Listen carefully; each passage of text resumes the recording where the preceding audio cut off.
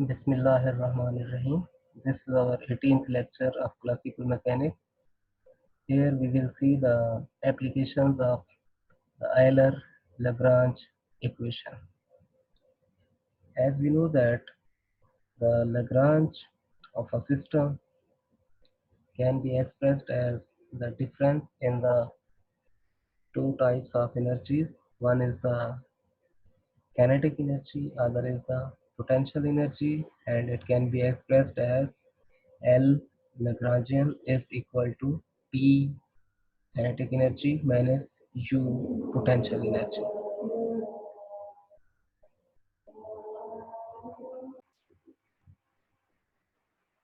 As the kinetic energy of a system is function of velocity and the potential energy is a function of position of the system, so the Lagrangian can be expressed as L of xi, which is a position parameter, xi dot, which is the velocity parameter, and time t. So Lagrangian is function of these three parameters. Uh, this will be equal to kinetic energy expressed by t, and it is a function of velocity and time minus potential energy of the system, which is function of position coordinate and time. So this difference of two energies of the system, kinetic energy and potential energy, is constituting the Lagrangian of that particular system. If we are given with the Lagrangian L, then the Lagrange equation of motion becomes equal to partial L over partial xi minus d over dt into partial L over partial xi dot equal to 0.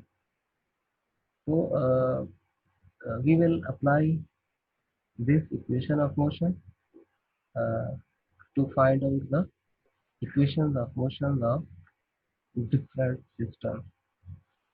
At first step, we see the motion of projectile, and by following this Lagrangian equation of motion, we have to find out the equation of motion of this projectile in two dimensions. As we know that potential energy U is equal to mgy, where y is height, g is the magnitude of gravitational acceleration, and m is the mass of the system, and potential energy T is equal to half m into x dot square plus y dot square. Here x dot and y dot are x component of the velocity of the projectile and y component of the velocity of the projectile respectively.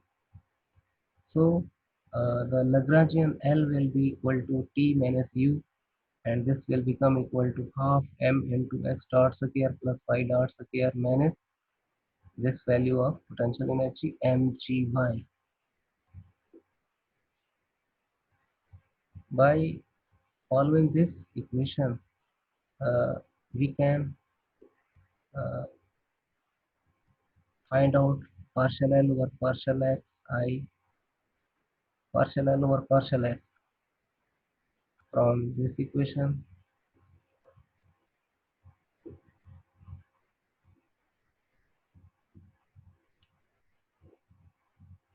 Similarly, partial L over partial y from this equation, and partial L over partial x dot and partial L over partial y dot. This equation will be used to find out uh, these vectors. Then we will have to place these vectors in this equation, and we will get the resultant equation of motion of the projectile. So, taking this equation into account, we firstly find the partial L over partial Y, which will become equal to minus mg. Partial L over partial Y dot will give my dot. Partial L over partial Y minus d over dt partial L over partial Y dot can be uh, found out by placing these values in this equation. Minus mg minus my double dot, as we are having d over dt, this my dot will become equal to my double dot with negative sign, and this is equal to 0. So uh, from this side, left hand side, we can have y double dot is equal to minus g for this uh, y-axis motion. Now for x-axis motion, uh, we will uh, find the partial L over partial x on the same pattern as we have found partial L over partial y, and again we will see the uh, last equation, this one, for partial L over partial x dot, and we will have mx dot. Here partial L over partial x will give 0, and placing these values in this principal equation, we will be having 0 minus mx double dot equal to 0, and x double dot will be equal to 0. Here we can see that acceleration along y-axis is having magnitude equal to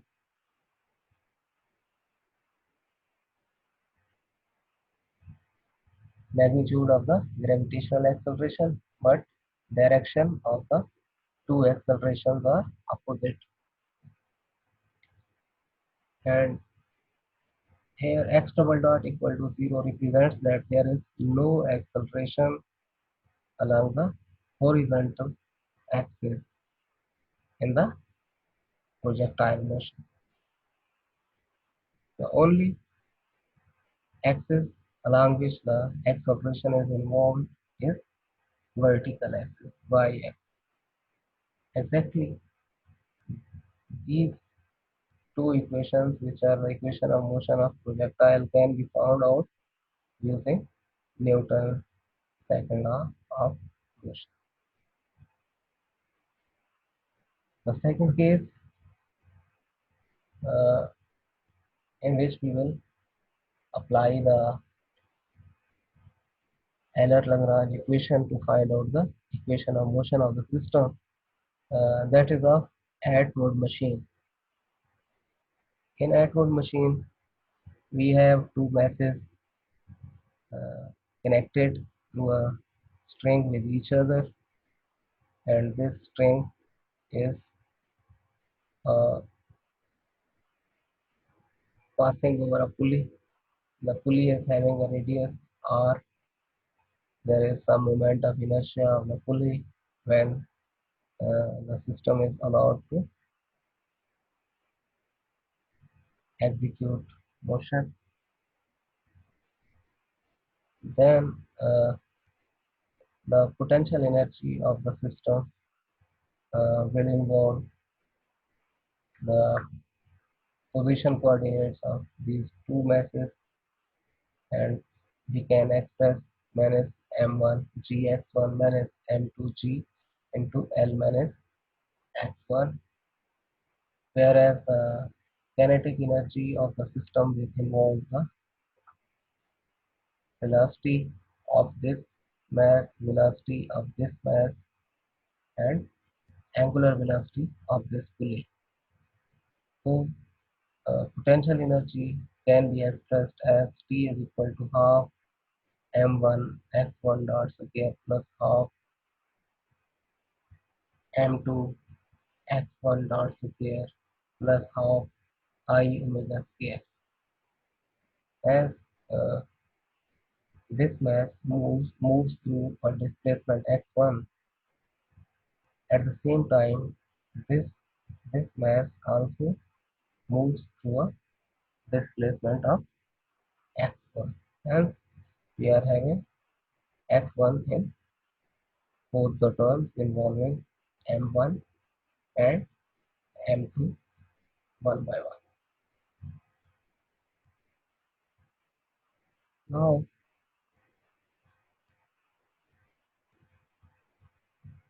by placing the value of this omega, which is equal to x dot over r, omega is equal to x dot over r, and by placing the value over here, we will be having x dot over r whole square.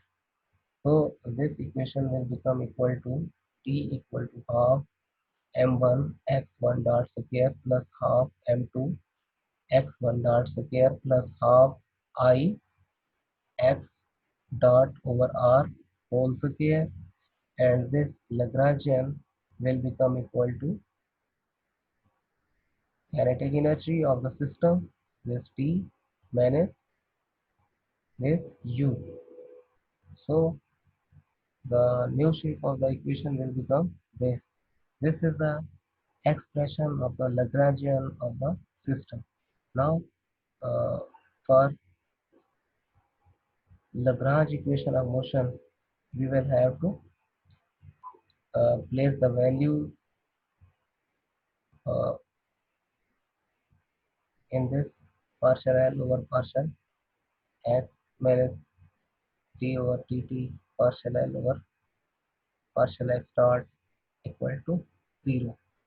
So we will find out the values of partial L over partial L over partial x dot, and then we will take the time derivative of partial L over partial x dot, and we will have to substitute these values in this equation, and placing this equation equal to this left hand side equal to 0, we will get x1 double dot is equal to m1 minus m2 into g over m1 plus m2 plus 1 over r square.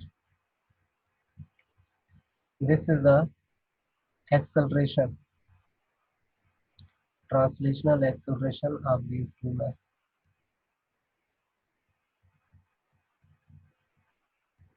We can find the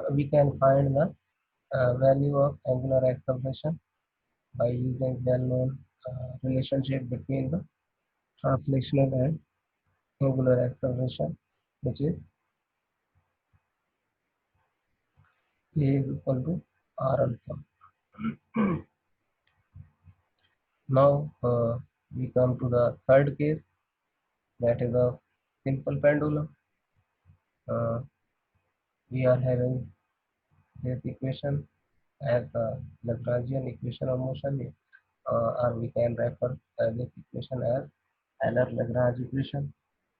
And in case of simple pendulum, if the length of the pendulum is l, and angular displacement at any instant of time from its mean position is theta, and mass of the ball is m, then kinetic energy of the metallic ball can be expressed as half ml square theta dot square, and the potential energy of the metallic ball can be expressed as mgl into 1 minus cosine of theta. The Lagrangian will be expressed as difference of kinetic and potential energy, and it will be expressed as half ml square theta dot square minus mgl into 1 minus cosine of theta.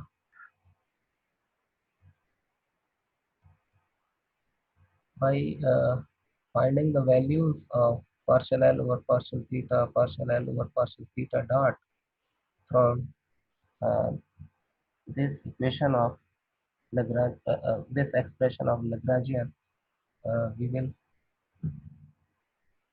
place the values in this equation, which will become equal to 0, and here partial L over partial theta will give minus mgl sine of theta, and minus d over dt into partial L over partial theta dot.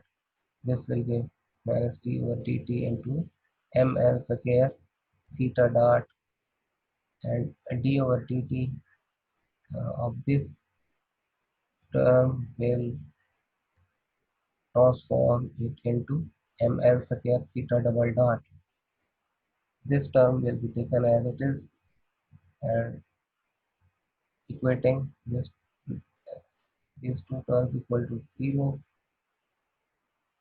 we can have theta double dot plus g over L sine theta equal to 0, which is equation of motion for metallic ball in case of a simple pendulum. Here there are some advantages mentioned on this page. Why we use Lagrangian uh, rather than Newton's laws of motion to study the systems of various stars.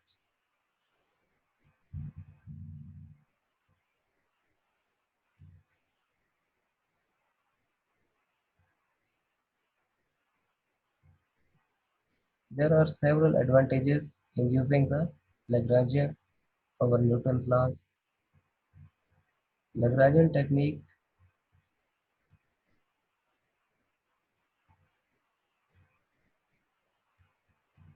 involves the system in which we deal with the equations of motion where the direct application of Newton's laws is complicated. An example of such a system is compound pendulum or double pendulum.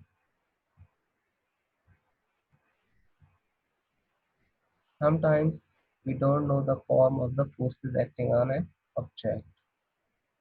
So uh, when we take an example of the gliding bead,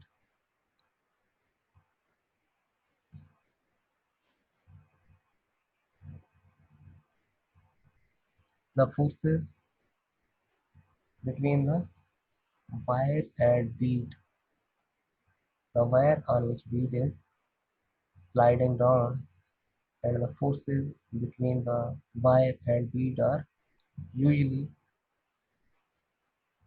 unknown.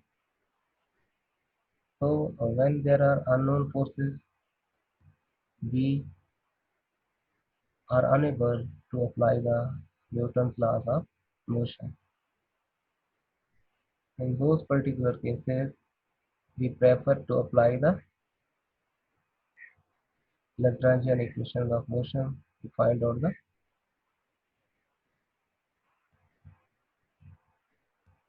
motional expressions for such systems. The Lagrangian is a scalar, whereas Newton's laws involve the vector quantities. So we can say that Lagrangian is independent of the coordinate system, and whatever the coordinate system we are using, there will be no variance, no variation in the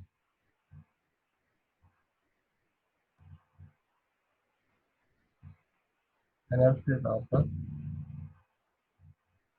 motional parameters of the system. That's all.